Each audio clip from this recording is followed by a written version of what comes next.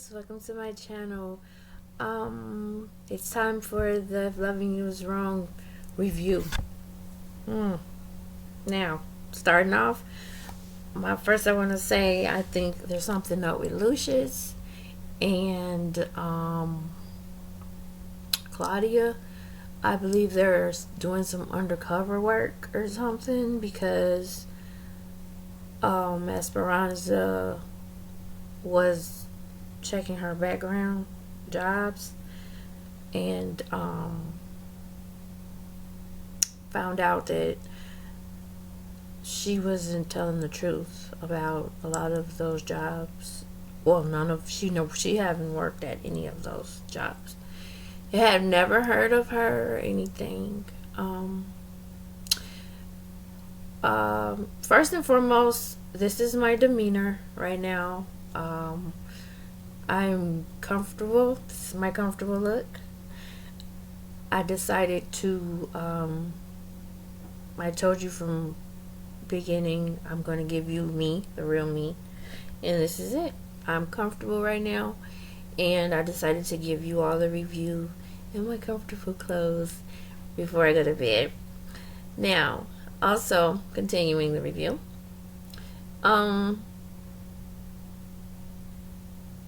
Lucius decided to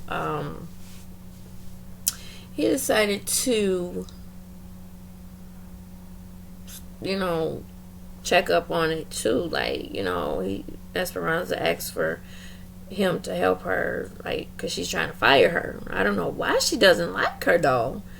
I like Claudia. She's just thirsty, but whatever. But yeah,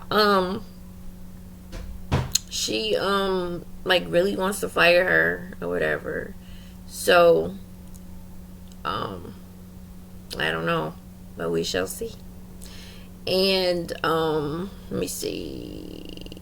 We have the dad of Julian or Julius. I know I'm a sucker with the names and all that. I need to start writing my names down, I know. But his dad's dying. He's still in the hospital, of course. And Julian, or Julius, or whatever, he comes in the room and he sees a woman at his dad's side. And he's mad automatically. You can see it in his face. He's like, who are you? With just a face. And so he's, the dad, like, basically was having her tell him everything. So he found out he has a sister a little older than him that they've been messing around for 30 years. And this lady, somewhat with her too. Her son is the guy that shot up the burger joint last season. We found out all this stuff in one sitting. It was so great. Like, wow. Really, like, what just happened? So I was like, wow. So yeah. The reason I said something's up with her is because she's like, he's trying to bully her in the elevator when they're leaving the hospital, and she's like, letting him know I'm not the one, And I'm like, yeah, she's like, I don't know what's going on with her. But she's not playing no games, I know that much. Her name was Tyler, Dwight something. But yeah. And poor Alex. I just feel so sorry for her right now. She's like having a mental breakdown.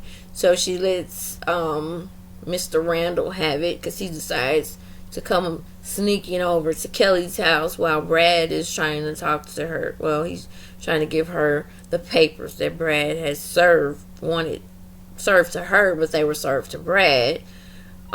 He took it to her, whatever. Her two little kids, their kids, the boy and the girl, they are so grown to me, those kids. I don't know. But they wanted to talk to their dad. Like, you all getting a divorce? No. We don't want you to get a divorce. But you taught us to forgive and this and that. Which he did. I remember that perfectly well, like yesterday. Brad is hurting. Brad is he's hurting, and I don't fault him for that at all. But like Alex said, this is it. If you can't forgive me, by all means, continue sleeping with Marcy or whoever else. But I mean, it is what it is. She can't change it. She can't redo it. That's a baby, and it's like all this hurt going back and forth is really ridiculous. It really gets redundant. So, speaking for Brad's point of view, I understand what Brad's hurt. I've been there. I've been in that situation before, and it's a very hurtful situation when you're in a relationship, and the other party brings a birth certificate to the table. It's really bad, and it's life changing, and it's up to you to make the decision of either sticking it out, working it out, or just moving on with it. I'm sorry, my phone ringing. But no one studs me unless I'm doing something. But it's I understand, but moving in with Marcy was not a good move. It wasn't bright at all. I feel that's not making anything better. It's making it worse. And Alex has fought like all she can fight, and she's gonna fight for her baby, and I don't blame her. I'm not being two-faced with these two. I love them both and I understand both situations. I've never been in her situation, but I've been in Brad's situation. But I mean, I just sit and like, wow, it's like a nightmare. So I don't know why. Okay, and then Randall comes for Kelly, and Randall have a secret crush on him. I hope they get together though. But Randall's gonna get touched by Ramsey. Wait, let's clear that up, because I have a crush on Ramsey, a secret crush on Ramsey. I hope I didn't say Randall, because Randall he's all up. His mind has went above and beyond, and by him being a psychiatrist, I feel like, dude, get a grip. You're a professional. Like, you need to really take a chill pill. Like, literally. Like, you can write yourself prescriptions, because he's like lost his mind. He's stuck on, you want to sleep with this man in my shed. When you sleeping with Alex in your shed, you started it. It's not no tit for tat, but you started it. And it's like, dang. So, yeah, that's just my opinion on that. And his mom, she's like, oh my God, he does not listen. I don't know. She probably just might as well move on in, but I don't know how that's gonna work out. Now Marcy. I understand. She's hurt. I've never been in her situation. I've never been married before, first and foremost. Let me put that out there. But I understand she's hurting and stuff, and she can't have kids, basically. That's what it's looking like. And for Randall to do that to her, I know that has to be devastating. I do feel sorry for her too, and it's just it's a mess. It's messy. Who else? Joey's mom. I am so horrible. Joey's mom. What is her name? Well, we know who I'm talking about.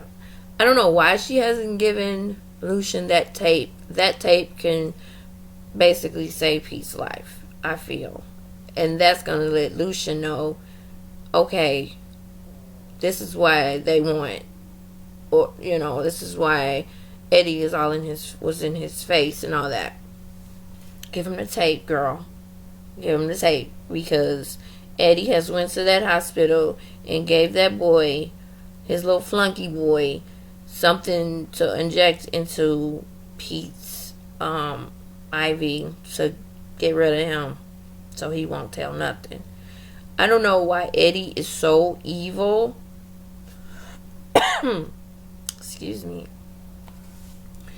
I don't know why Eddie is so evil. I don't know where that came from. Was he born like that? He's like, he does the most. I really can't stand Eddie. He's horrible. And Pete, I swear, I hope he makes it through. And the guy from I never knew his name. It's an officer guy. He was trying to tell Lucius some stuff, I think that was last week. And he was trying to tell him, because he's like, I work at the hospital. I have no problem, watching over Pete or whatever. Oh, no. Eddie wants his little flunky to do it. And I'm like, wait a minute. Eddie, you so bad. Why don't you do everything? Why you got him doing everything? But whatever. So,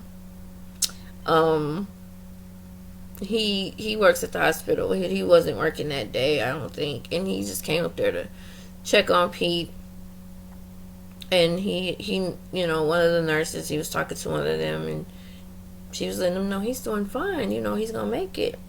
Now, for him to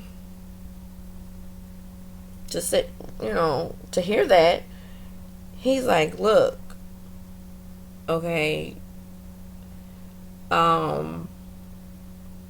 by all, any and every chance you get, make sure you are watching this room. If you aren't, that could be Pete's last, breath, So, somehow I don't know where she went or what she started doing, but you see Eddie and the boy standing in front of Pete's door, ready, plotting, and I'm like, oh God, here we go.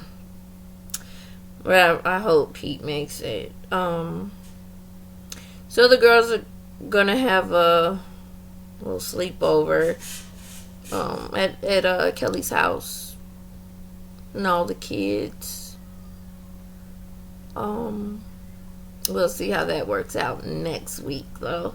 I think that's all for this week, though, for my review on If Loving You Is Wrong. Let me make sure. I think that's about it. But Tyler Perry, he did his thing on this show. I love it. I love you, Tyler Perry. But yeah, I think that's gonna be all for this week's review of If Loving You Is Wrong. Okay. Be happy, be bright, be you. And I'll talk to you next week. Bye.